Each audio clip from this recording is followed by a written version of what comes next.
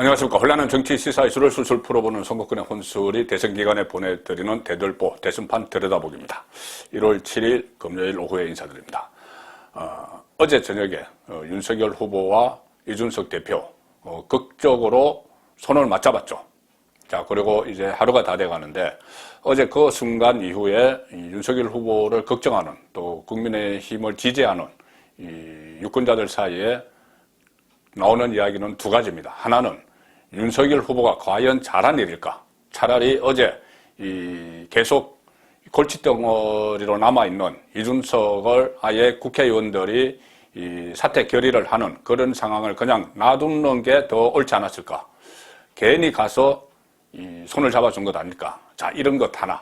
그리고 후회할 일이 생기지 않을까? 자, 그거죠. 그거 하나. 또 하나는 이준석은 앞으로 잘할까? 지금 어제 의원총회장에서 28분 동안 연설을 하고, 그 다음에 본인이 반성한다는 이야기도 하고, 유감 표시하고, 사과도 하고, 또 앞으로 이렇게 하겠다. 의원님들께서 선대위 선거 도와주라고 그러면 도와주겠다. 이런 식으로 일종의 업소 비슷하게 했습니다. 말만 그렇게 좀 다른 이야기하고 강한 척 이야기를 했지만은, 구명 활동을 벌인 것이죠. 스스로 구명 활동을 벌였고, 국회의원들이 그것을 받아들여주지 않는 상황에서 윤석열 후보가 가서 구출을 해준 겁니다. 자, 그것이 일단 윤석열이 잘했을까? 이거 하나. 그리고 또 하나는 이준석이 그 정도 했으면 이제 남은 2달 동안 정말 정신 차리고 선거에만 전념을 할까? 혹시 또 가출하거나 그러지 않을까? 본인은 어제 내가 만약에 3번째 도망가면, 지금 2번 도망갔죠. 3번째 도망가면은 그때는 대표직을 사퇴하겠다. 그렇게 이야기했죠. 자, 그런데 도망은 안 가고 당 안에서 계속 내부 총질을 하면 어떻게 할까? 그 전에 불과 그제 방송에 나가서 계속 윤석열 후보를 폄훼하고 당을 비판하는 당 대표가 그런 활동을 또 하지 않을까? 이 두 가지입니다. 윤석열은 잘했을까? 이준석은 어떻게 할까? 자, 제가 한번 살펴보겠습니다. 일단 윤석열이 수렁에 빠진 이준석을 건져낸 이유들은 다 있습니다. 기본적으로는 이것이 고육책이었죠. 고육지책이었습니다.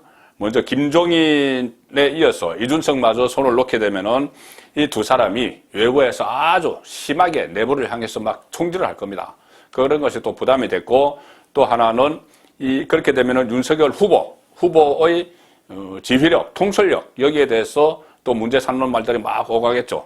그리고 또 실제 어느 정도는 중도나 2030 외연 확장에 약간의 어느 정도는 차질을 빚을 거고, 자, 이런 기본적으로 고육책이었는데, 여기다 또 하나 이유가 있었음이 오늘 확인이 됐습니다.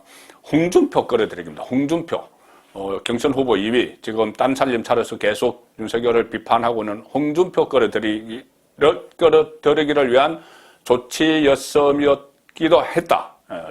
완전히 그것 때문은 아니지만은 홍준표 끌어들이기용으로도 이준석에게 화해의 손길을 내밀었다. 이렇게 분석이 될 수 있는 것이, 자, 윤석열 후보가 어제 홍준표 의원에게 전화를 한 사실이 알려졌습니다. 그래서 당 내홍 이런 사태를 어떻게 해소해야 되느냐 이렇게 조언을 구했다고 합니다. 당 대표도 지냈고 홍준표는 대선 후보도 했기 때문에 그러니 이 홍준표가 지금 이준석 대표를 사퇴시키는 방향은 옳지 않다. 이런 취지로 이야기를 했고, 그 통화가 끝난 뒤에, 어쨌건 시간적으로 보면 그 통화가 끝난 뒤에 윤석열이 의원총회장으로 달려가서 포위가 돼 있는, 국회의원들에게 완전히 포위가 돼 있는 이준석을 구출을 한 셈이죠. 자, 그런 이유가 윤석열에게는 이준석을 내침울에서 얻을 수 있는 효과와 껴안음으로써 얻을 수 있는 효과를 비교를 했겠죠. 그래서 아예 껴안는 게 낫겠다. 이렇게 해서 일단 껴안았습니다. 자, 그리고 또 윤석열과 홍준표가 다음 주 회동을 약속했다고 합니다. 그러면은 상당히 두 사람이 원팀이 될 가능성이 또 있는데, 특히 김종인이 물러나면서, 홍준표와 김종인은 악연이죠. 아주 악연이 있습니다. 그 악연이 있는 김종인이 물러나면서 홍준표가 원팀이 될 수 있는 그 여건이 좀 됐다. 상황이 호전됐다. 그런 측면도 있기 때문에 다음 주 윤석열 홍준표 회동에서 뭔가 획기적인 단합 방안이 나올 수도 있습니다. 지금 여러 가지 이야기가 나오고 있죠. 단순히 선거 협조 같은 것을 넘어서 지금 이낙연, 이재명, 이 선거협조, 그 경선 후보 1, 2위, 케미를 맞춰가고 있는데 그런 걸 넘어서 아예 러닝메이트 수준의 파격적인 제안을 홍준표에게 해서 홍준표가 받아들이지 않을 수 없도록 그래서 뭐 나중에 공동정부를 구성한다는 약속까지 하더라도 일단 선거에서 이기는 게 중요하니 홍준표를 또 끌어들여야 된다. 자, 그런 이야기까지 나올 정도로 상황이 상당히 변하고 있습니다. 이 상황에서 어쨌든 윤석열은 지금 말씀드린 그런 다양한 이유로 이준석을 끌어안았는데 과연 이준석이 이제 자기 분수를 알고 은행에 조심하고 어제 말한 대로 뭐 당사에 그 야전 침대 갖다 놓고 1분 1초라도 아껴서 선거운동을 하는데 주력할까? 내부 총질은 안 할까? 자, 그것이 중요하죠. 자, 그런데 그렇게 만약에 그렇게 하지 않으면은 어제 의원총회장에서 사과를 하고 유감 표명을 하고 이것은 그냥 궁여지책이었습니다. 위기의 순간에서 빠져나오기 위해서 본인이 반성하는 척하고 그렇게 일부러 거짓으로 했다는 말이 되는 것이죠. 그리고 윤석열의 손을 잡고 수렁에서 지금 빠져나왔으니까 다시 또 본색을 드러내지 않을지, 자, 그런 부분들이 관심인데, 그러면 일단 어제 밤 갈등을 봉합한 이후에 이준석의 행보를 오늘 뭐 하루 정도 지났지만은 보면은 좀 위태위태해 보이는 구석이 다시 있습니다. 몇 가지 있습니다. 완전히 어제 의원총회장에서 뭐 고개를 숙이는 모습을 보이고 윤석열에게 마치 열성을 다해서 돕겠다는 이런 이야기를 한 것과는 조금 다른, 결이 다른 그런 움직임이 어제 오늘 사이에 있었습니다. 그렇다면은 이게 앞으로도 그렇게 하면 궁여지책이라고 밖에 볼 수 없는데 어제 그렇게 의원총회장에서 이야기한 것들이, 자, 일단 어제 두 사람이 의원총회장에서 나와서 이준석이 차를 몰고 심야에 그 소방관 그 조문을 갔죠, 평택에. 자, 그것을 두고 지금 당 안에서 또 이런저런 이야기들이 나옵니다. 첫 번째는 그 심야 시간대에 전문 운전기사가 아닌 이준석이 또 그 뒤에 이 김기현 원내대표, 권영세 선대본부장 다 태우고 그 심야 시간대에 운전을 해서 갔다. 자, 그거야 뭐 안전사고 우려 이런 것도 있지만 이 모습을 보면서 과거에 이준석이 막 자주 이야기했던 경선버스 이야기를 상기하는 사람들이 많았습니다.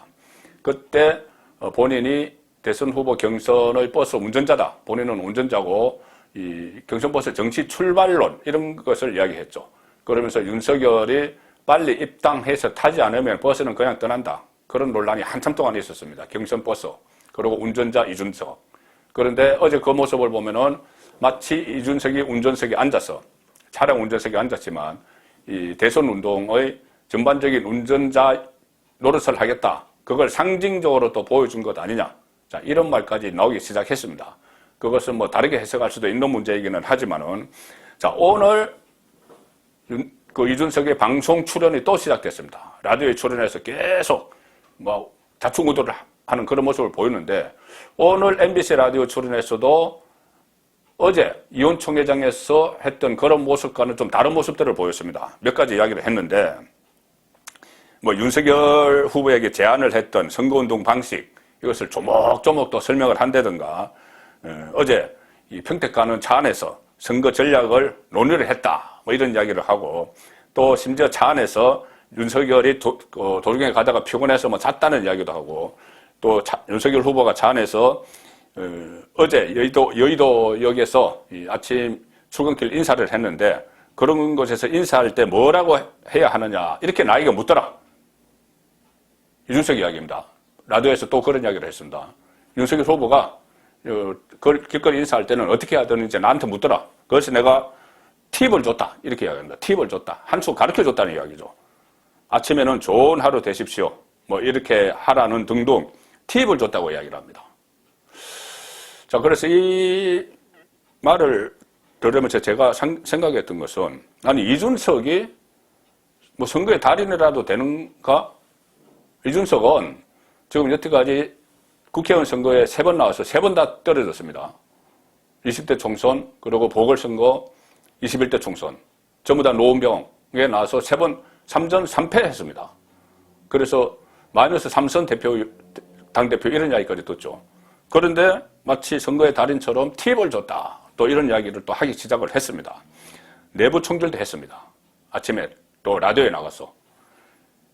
이철규 전략기획본부장이 이렇게 이야기합니다. 이준석이 이렇게 이야기합니다.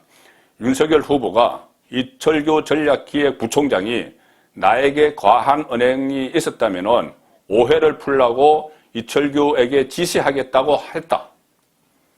이철규가 나한테 대대를 했기 때문에 그런 부분에 대해서는 이철규에게 윤석열 후보가 지시를 해서 오해를 풀도록 하라고 내가 하겠다고 나에게 말했다. 또 이렇게 하나하나 또 내부 일을 라디오를 통해서 공개를 합니다. 이철규, 이것은 이준석이 윤핵관이라고 불렀던 권성동의 측근이라고 해서 상정안을 아예 뭐 상정도 안 하고 그런 그 소동을 벌였던 그 안건이죠. 거기에 대해서 또 윤석열이 야단 치겠다고 했다. 뭐 이렇게 이야기를 하는 거죠. 또 하나 더 합니다. 의원총회에서 박수영 의원이 강하게 이준석을 비판을 했죠. 우리 당 안에도 이재명 같은 사이코패스, 양아치가 있다. 당 대표란 사람이 도운 게 뭐 있나? 자, 이런 이야기 한 것을 다시 끄집어내서 이준석이 라디오에서 또 이야기합니다. 다들 적당히 하고 정신 좀 차렸으면 좋겠다. 정신 좀 차려라. 당 안에 국회의원에게 또 그렇게 이야기합니다. 본인을 공격을 했다고. 경고성 발언을 막 하는 것이죠. 자, 이렇게 되면은 이준석이 오늘 이런 모습을 보이는데 또 앞으로도 이런 모습을 보이지 않으리라는 보장이 없고 다른 여러 가지 지뢰밭도 있습니다. 건영세 선거대책본부장과 충돌할 우려도 또 생겼습니다. 선거 캠페인 방식을 놓고도 충돌할 텐데 오늘 당장 이준석이 이런 이야기를 했습니다. 청년 지지율 회복을 위해서 젠더, 게임, 특위를 만들자 이렇게 제안을 하면서 그 위원장에 하태경 의원을 추천했다. 자, 선대위, 선거대책기구 안에 놓겠죠. 젠더, 게임, 특위. 이것을 만들면은 뭐 당 안에 놓든 거기에 놓든 어쨌든 이 선거용인데 그 위원장에 하태경을 추천했다. 하태경이 누굽니까? 이준석과 같이 바른미래당에서 최고위원하고 호흡을 맞췄고 이번에 이준석 파동 났을 때 의원총회 할 때도 유일하게 하태경이 나서서 이준석을 엄호를 하고 보호를 하고 보호막을 쳤죠. 자, 그 하태경을 다시 젠더 게임 특위 위원장에 추천했다. 자, 이렇게 이야기합니다. 개입을 하기 시작하는 거죠. 그리고 하태경은 오늘 또 CBS 라디오에 나와서 어제 그렇게 합의한 것은 윤석열이 이준석의 선거운동 노선을 수용한 거다. 오히려 이준석이 이겼다는 이야기죠. 자, 이런 식으로 오늘 하루를 보면은 상당히 좀 위태위태하고 불안한 일들이 또 걱정이 되는데 앞으로 여러 가지 있습니다. 공천 5개 국회의원 선거 3월 9일 날 동시에 실시되는데 그 공천 문제. 이준석은 당대표니까 본인이 주도권을 행사하겠다고 하고 윤석열은 본인이 당무 우선권이 있으니 하겠다고 하고 자, 거기서 충돌할 가능성이 있고 또 하나 안철수 단일화 과정에서 계속 말씀드리지만 안철수와 사적인 감정에 쌓여있는 이준석의 리스크가 되는 자, 이런 부분들이 우려가 되는데 또 있습니다. 지금 이준석을 둘러싼 새로운 문제가 제기가 될 것이다. 이런 이야기들이 정가에 떠돌고 있습니다. 그 전에 이 성상납 의혹이 있었죠. 성상납 의혹도 말끔히 해소되지 않았습니다. 박근혜 정부 초기에 박근혜 키조로 있으면서 성상납을 받았다는 그 의혹, 이것이 해소가 안 된 상태죠. 고소 고발된 상태입니다. 자, 이런 문제들이 또 앞으로 선거기간 막판에 터지면은 윤석열 후보에게 상당한 부담이 될 수 있습니다. 자, 그래서 이런 문제도 해소되지 않았기 때문에 윤석열이 과연 잘한 일인가 이런 지적들이 있는데 자, 윤석열도 그렇다면은 이걸로 끝나지 않고 좀 더 단호하게 이준석을 통제하고 지시할 건 지시하고 시킬 건 시켜야죠. 가령 예를 들어서 선대위 쪽 경계선을 넘지 말라고 엄중 지시를 한다든지 어떤 선거와 관련된 새로운 기구를 만들어서 하태경 위원장 앉히고 그런 짓 하지 말라고 경고를 한다든지 또 하나 중요한 게 있습니다. 방송 출연 자제령을 내려야 됩니다. 이준석은 10년 동안 여의도 낭인처럼 행동하면서 어쨌든 이 방송에 출연해서 이런 말 저런 말 하고 평론가를 많이 해왔기 때문에 방송에 나오라면 다 나갑니다. 그래서 지금도 오늘도 어제 그렇게 이 극적인 장면을 만들어 놓고 오늘도 가서 또 내부 총질을 하는 일부 모습을 보였는데 방송 출연 자제를 시켜야 됩니다. 완전히 금지시키기보다는 그래 방송에 나가긴 나가는데 문재인 정권을 비판하고 이재명을 공격하는 그런 것을 주제로 하는 방송은 모르되 오늘처럼 안에 국민의힘 안에 있었던 이야기를 꼬치꼬치 다 고해 바치거나 아니면은 내부에 총질을 해야 되는 그런 건 하지 말고 문재인 정권 이재명 후보 비판하는 프로그램만 나가라 라든지 어떤 몇 가지 이 강력한 이준석 통제 장치를 만들지 않으면은 오늘 진행 상황을 보면은 어제 오늘 진행 상황을 보면은 이준석 리스크가 완전히 없어질 가능성이 상당히 낮다. 그런 판단을 송무권의 대들보는 했습니다. 1월 7일 보내드린 송무권의 대들보였습니다.